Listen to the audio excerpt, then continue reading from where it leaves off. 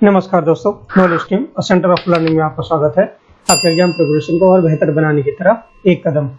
दोस्तों, इकोलॉजी और एनवायरनमेंट के अंतर्गत हम जो भी संस्थाएं हैं या ऑर्गेनाइजेशन है जो क्लाइमेट चेंज से फाइट कर रही है, क्लाइमेट चेंज जो हो रहा है उसको उजागर कर रही है, साथ साथ कुछ नए कदम उठाने की कोशिश कर रही है इस क्लाइमेट चेंज से निपटने के लिए। उसी सीरीज में हम United nation framework convention of climate change, जो कि आउटकम था रियो और समिट का, जो 1992 में रियो डी जेनेरियो जो सिटी है ब्राजील का, उसमें हुआ था, जिसे United nation conference of environment and development के नाम से जाना जाता है। उसकी जो बैठकें हुई, कॉन्फ्रेंस ऑफ पार्टी की मीटिंग बोलते हैं उनको, उनमें जो डिफरेंट मीटिंग हुई है उनका जो आउटकम है उसके बारे में डिस्कस करेंगे, जो एग्जामिनेशन पॉइंट ऑफ व्यू से बहुत ही ज़्यादा महत्वपूर्ण है। चलिए स्टार्ट करते हैं आज का लेक्चर। लेक्चर स्टार्ट करने से पहले आपसे अनुरोध है, नॉलेज टीम को जरूर सब्सक्राइब कर लें और नेक्स्ट वीडियो की नोटिफिकेशन के लिए बेल आइकन को जरूर दबा लें।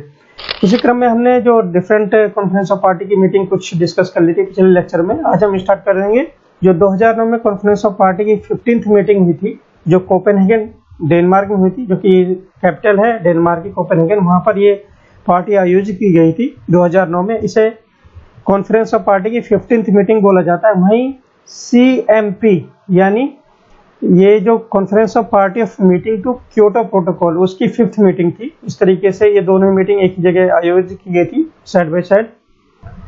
यहाँ पर जो आउटकम है उसके बारे में डिस्कस कर लेते हैं कि जो overall goal of the conference of party 15th या conference of party meeting to Kyoto protocol, जिसे CMP के नाम से जाना जाता है, 5th मीटिंग जो UNFCCC की हुई थी, डेनमार्क में हुई थी। इसका मेन पर्पस क्या था?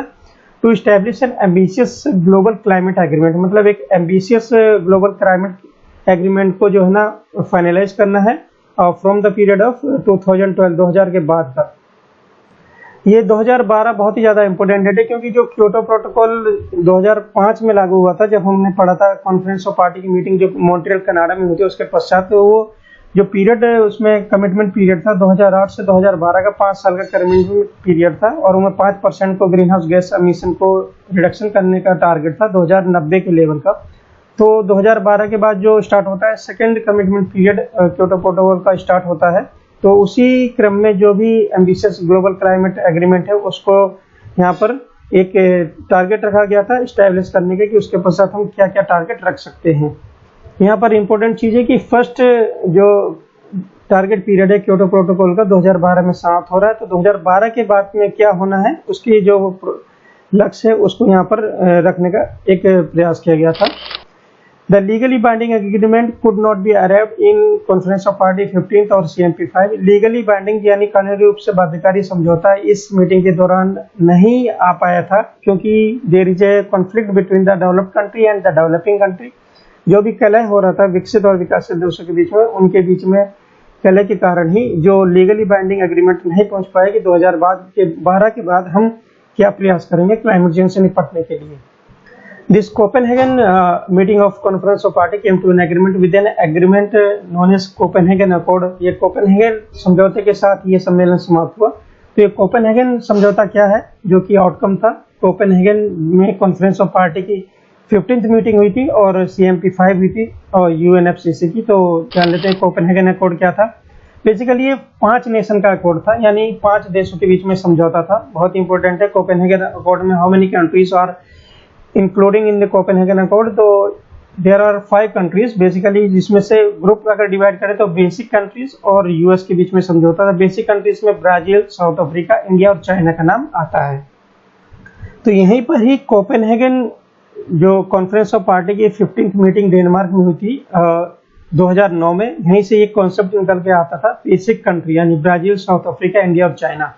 इस तरीके से ये जो अकॉर्ड था कोपेनहेगन अकॉर्ड, ये समझौता बेसिक कंट्री और अमेरिका के बीच में होता। बेसिकली ये भी एक नॉन बाइंडिंग एग्रीमेंट था दोनों देशों के बीच में, कोपेनहेगन अकॉर्ड। एग्जाम से पूछा जा सकता है कि Copenhagen accord is binding agreement और non binding. It is also a non binding agreement. Copenhagen accord कब फाइनलाइज किया गया था? ये 2009 में फाइनलाइज किया गया था। कॉन्फ्रेंस ऑफ पार्टी की 15th मीटिंग थी, जिसमें बेसिक कंट्री और US के बीच में समझौता हुआ था। Under the accord developed country agree to set a target for reduction of their green house gas emission by 2020। इस अकॉर्ड के अंतर्गत जो भी डेवलप्ड कंट्री है उन्होंने एक टारगेट रख दिया था कि 2020 तक अपने जो ग्रीन हाउस गैस का उनका एमिशन होता है उसको रिडक्शन करने का उनको टारगेट रख दिया था। ये टारगेट था डेवलप्ड कंट्रीज का अपने लिए। और वहीं पर डेवलप्ड डेवलपिंग कंट्रीज जो है ना agree to pursue nationally appropriate mitigation strategy, मतलब जो भी राष्ट्रीय रूप से उपयुक्त समन रणनीतियां हैं, मिटिगेशन स्ट्रेटेजी है, उनको अडॉप्ट करेंगे ताकि जो एमिशन है उसको स्लो किया जा सकता है। लेकिन यहाँ पर उन्होंने एक बात रखी हुई थी, they are not committed to reduce their carbon output, मतलब कार्बन उत्पादन को कम करने की प्रतिबद्धता उन्होंने नहीं दर्शाई थी। मतलब जो इंडस्ट्रियल जो प्रोग्रेस हो रहा था उसको रिड्यूस करने के लिए उन्होंने कोई प्रतिबद्धता नहीं अपनाई थी, जो कि कार्बन उत्सर्जन एक आउटकम है इंडस्ट्रियल रेवोल्यूशन या इंडस्ट्रियल जो ग्रोथ हो रही है उसका। तो बट यहाँ पर जो मिटिगेशन स्ट्रेटजी है उनको अडॉप्ट करने की बात की गई थी बाय डेवलपिंग कंट्री। ये बेसिकली आउटकम था कोपेनहेगन अकॉर्ड का, जो 2015 में बेसिकली 2015 मीटिंग हुई थी कॉन्फ्रेंस ऑफ पार्टी की, और जो CMP5 मीटिंग थी यानी कॉन्फ्रेंस ऑफ पार्टी तो क्योटो प्रोटोकॉल जो मीटिंग हुई थी वो 5th मीटिंग हुई थी, ये 2009 का अकॉर्ड है। इसमें कुछ और प्रमुख बिंदु थे। Recognise the need to establish a mechanism, जिसे REDD+ कहा जाता है। मींस REDD का मतलब यहाँ पर है कि reducing emission from deforestation and forest degradation, मतलब फॉरेस्ट का डिफोरेस्टेशन जो हो रहा है या फॉरेस्ट का डिग्रेडेशन हो रहा है तो उसकी वजह से जो हमारा कार्बन सिंक का जो एरिया है वो कम हो रहा है, तो उसको हम रिड्यूस करेंगे। तो यही REDD+ मैकेनिज्म है जो कि रिकॉग्नाइज किया गया था कोपेनहेगन अकॉर्ड के अंतर्गत। And to enable the mobilisation of financial resources from the developed country, और डेवलप्ड कंट्री से हम जो फाइनेंस को रिसोर्स को मोबिलाइज करेंगे ताकि हम जो नए टेक्नोलॉजी या नए जो इनिशिएटिव डेवलपिंग कंट्री में लिया जा सके उसके लिए फाइनेंस की जरूरत पड़ेगी, तो उसको वहां से कंपनसेट किया जा सके। Agree a goal of the world to raise 100 billion year by 2020, और ये गोल भी निर्धारित किया गया था कि 2020 तक $100 बिलियन पर ईयर का जो है ना हम फंड रेज करेंगे। तो इस तरीके से ये आउटकम था ये कोपेनहेगन अकॉर्ड के अंतर्गत। वहीं जो नेक्स्ट मीटिंग होती है वो 2010 में होती है, जो कॉन्फ्रेंस ऑफ पार्टी की 16th मीटिंग है, और conference of party to meeting to Kyoto protocol यानी CMP की 6th मीटिंग थी। ये कैंकन मैक्सिको में हुई थी। कैंकन मैक्सिको में जो ये मीटिंग हुई थी उसका बहुत ही इंपॉर्टेंट आउटकम है जो यहाँ पर ग्रीन कलर दर्शाता है। इसका मतलब वहाँ पर जो एक सबसे बड़ा प्रोग्रेस लिया गया था कि ग्रीन क्लाइमेट फंड वहाँ पर इस्टेब्लिश किया गया था, जिसकी बात कही गई थी 2009 के कोपेनहेगन अकॉर्ड के अंतर्गत। तो यहाँ पर फाइनली इस्टेब्लिश किया गया था green climate fund under article 11 of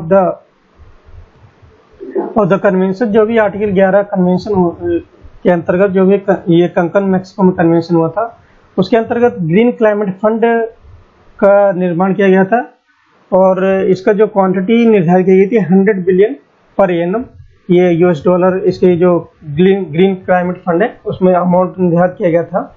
और आउटकम और कन्वेंशन का आउटकम था क्लाइमेट टेक्नोलॉजी सेंटर और नेटवर्क को स्थापित करने का। तो इस तरीके से कैंकन मैक्सिको जो मीटिंग है 2010 में जो हुई थी बहुत ही इंपॉर्टेंट है कि इसमें जो डिसाइड किया गया था ग्रीन क्लाइमेट फंड इस्टेब्लिश किया गया था और क्लाइमेट टेक्नोलॉजी सेंटर और नेटवर्क का स्थापना इसके अंतर्गत किया गया था। एग्जामिनेशन पॉइंट ऑफ व्यू से एग्जाम्स में पूछा जा सकता है कि ग्रीन क्लाइमेट फंड की स्थापना किस मीटिंग के अंतर्गत की गई थी। तो कॉन्फ्रेंस ऑफ पार्टी की 16th मीटिंग थी, कैंकन मैक्सिको में हुई थी और 2010 में हुई थी। It recognise the IPCC 4th assessment report goal of the maximum 2 degree centigrade global warming and all parties should take urgent action to meet this goal। Basically इसी मीटिंग के दौरान IPCC 4th assessment report AR4 हुई थी, जो report publish की गई थी 2007 में। तो उसमें एक टारगेट रखा गया था कि जो भी ग्लोबल वार्मिंग टेम्परेचर है उसको 2 डिग्री सेंटीग्रेड से नीचे ही हमको स्टॉप रखना है और उससे ऊपर नहीं बढ़ने देना। तो इस टारगेट को इसमें रिकॉग्नाइज किया गया था और डिफरेंट जो पार्टीज थी कॉन्फ्रेंस की यानी कंट्रीज थी उनको अर्जेंट एक्शन लेने के लिए इसमें तैयार रहने के लिए बोला गया था। तो यहाँ पर देख लेते हैं जो 5th अभी तक असेसमेंट रिपोर्ट यानी AR5 आ चुकी है IPCC की, जैसा मैंने IPCC वाले लेक्चर में भी डिस्कस किया है। इनमें से जो पहली 1990 में आई थी, 1995 में दूसरी आई थी, वहीं 2001 में तीसरी आई थी, 2007 में चौथी रिपोर्ट आई थी जिसमें ये बात कही गई थी कि मैक्सिमम टेम्परेचर है उसको 2 डिग्री सेंटीग्रेड राइज तक ही हमको मेंटेन रखना है, उससे ऊपर नहीं बढ़ने देना है। ये 2007 में रिपोर्ट आई थी 4th असेसमेंट रिपोर्ट, उसका गोल था।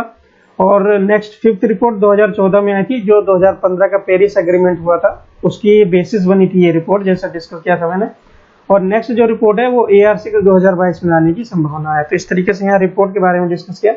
और जो कैंकन मैक्सिको में इस जो फोर्थ रिपोर्ट थी उसके तहत जो टेम्परेचर है, राइजिंग टेम्परेचर, उसको लिमिट करने की बात की गई थी 2 डिग्री सेंटीग्रेड तक की।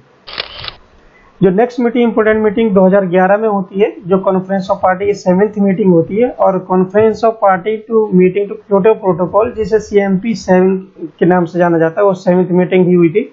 ये डरबन साउथ अफ्रीका में हुई थी। Conference agree to start negotiation on the legal binding deal comprising all countries to be adopted in 2015 governing the period of post 2020। तो इसमें कॉन्फ्रेंस में नेगोशिएशन स्टार्ट किया गया था ताकि लीगल बाइंडिंग डील जो है ना उसको फाइनलाइज किया जा सके बिटवीन कंट्रीज के मध्य। और इसको 2015 में टारगेट रखा गया था कि इसको अडॉप्ट करेंगे और 2020 के बाद तक के जो पीरियड स्टार्ट होता है तो वहां पर इसको लागू किया जाएगा। तो ये बेसिकली डरबन साउथ अफ्रीका का जो COP की मीटिंग हुई थी 17th और CMP की 7 उसका जो एक प्रमुख आउटकम था। डरबन साउथ अफ्रीका में इंडिया के 2 डिमांड थे।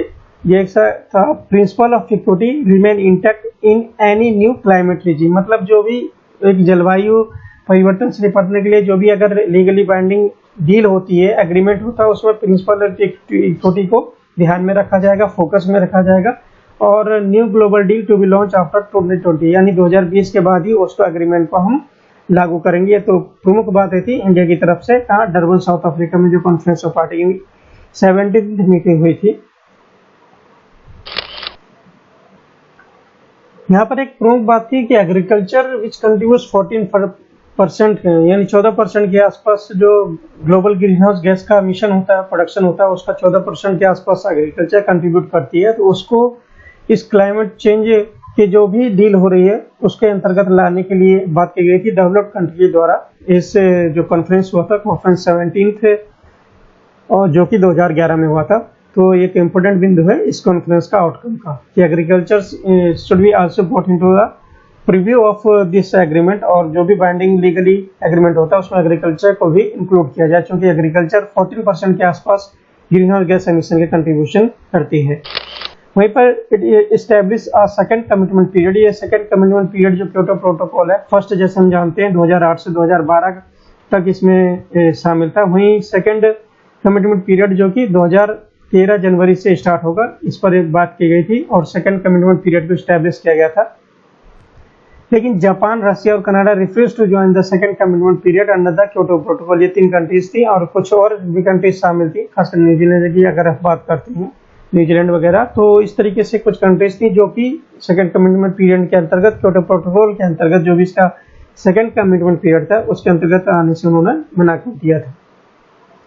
नेक्स्ट जो इंपोर्टेंट मीटिंग होती है 2012 में, जो कॉन्फ्रेंस ऑफ पार्टी की 18वीं मीटिंग होती है। और वहीं conference of party to meeting to Kyoto protocol उसकी 8 मीटिंग होती है दोहा, जो कि राजधानी है कतर की, वहां पर the conference produce a package of document, जिसे दोहा क्लाइमेट गेटवे के नाम से जाना जाता है। जो भी पैकेज ऑफ डॉक्यूमेंट है यानी डॉक्यूमेंट ऑफ दस्तावेज तैयार किए थे एग्रीमेंट के लिए, तो उसे दोहा क्लाइमेट गेटवे के नाम से जाना जाता है। और इसमें डिसाइड किया गया था जो भी कमिटमेंट पीरियड है क्योटो प्रोटोकॉल का, सेकंड कमिटमेंट पीरियड की अगर बात करते हैं, वो 1 जनवरी 2013 से फाइनली 31 दिसंबर 2020 तक इसको लागू किया जाएगा। और ये extended for a total of 8 year, 8 साल के लिए इसको लागू किया जाएगा। वहीं पहला कमिटमेंट पीरियड 2008 से 2012 तक का 5 साल के लिए था।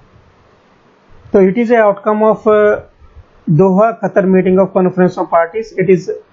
It was 18th meeting. Basically इसमें डिसाइड किया गया था सेकंड का कमिटमेंट पीरियड किस टाइम से किस टाइम के लिए होगा, 2013 जनवरी से लेकर 31 दिसंबर 2020 तक, फॉर 8 ईयर।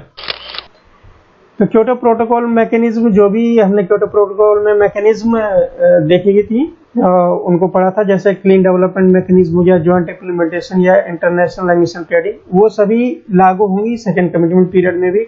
और ग्रीन क्लाइमेट फंड का फाइनली कहाँ एस्टैब्लिश किया गया था, तो सैंगडो, एक रिपब्लिक ऑफ साउथ कोरिया, वहाँ पर एक जगह है सैंगडो, वहाँ पर ग्रीन क्लाइमेट फंड का गठन किया गया था। तो ये इंपॉर्टेंट ऑपरेशन है। जो भी ग्रीन क्लाइमेट फंड की हमने बात की थी, कैंकन मैक्सिको में 2010 में कॉन्फ्रेंस ऑफ पार्टी की 16th मीटिंग थी। वहाँ पर ग्रीन क्लाइमेट फंड को एस्टेब्लिश किया गया था। और फाइनली ये कौन सी जगह में बनाया गया था ग्रीन क्लाइमेट फंड जो कि बनाया जाएगा, वहाँ सहमति हुई थी, ग्रीन क्लाइमेट फंड बनाया गया था और ये सेंगडो रिपब्लिक ऑफ साउथ कोरिया में इसको एस्टेब्लिश किया गया था ग्रीन क्लाइमेट फंड को, और ये होस्ट करेगा इस ग्रीन क्लाइमेट फंड का वर्किंग प्लान भी तैयार करेगा। तो इस तरीके से ये इंपॉर्टेंट है, जो कि आउटकम था दोहा कतर में कॉन्फ्रेंस ऑफ पार्टी की जो 18th मीटिंग हुई थी। इस तरीके से दोस्तों जो यूएनएफसीसी की कुछ मीटिंग है, कॉन्फ्रेंस ऑफ पार्टी की जो भी मीटिंग है आउटकम थे, उनमें से कुछ प्रमुख बिंदुओं पर हमने प्रकाश डाला जो भी डेवलपमेंट हुए थे। आपको लेक्चर कैसा लगा प्लीज कमेंट बॉक्स में जरूर बताइएगा। नॉलेज टीम से जुड़ने के लिए धन्यवाद। चाहते हैं नॉलेज टीम को सब्सक्राइब करना ना भूलिएगा।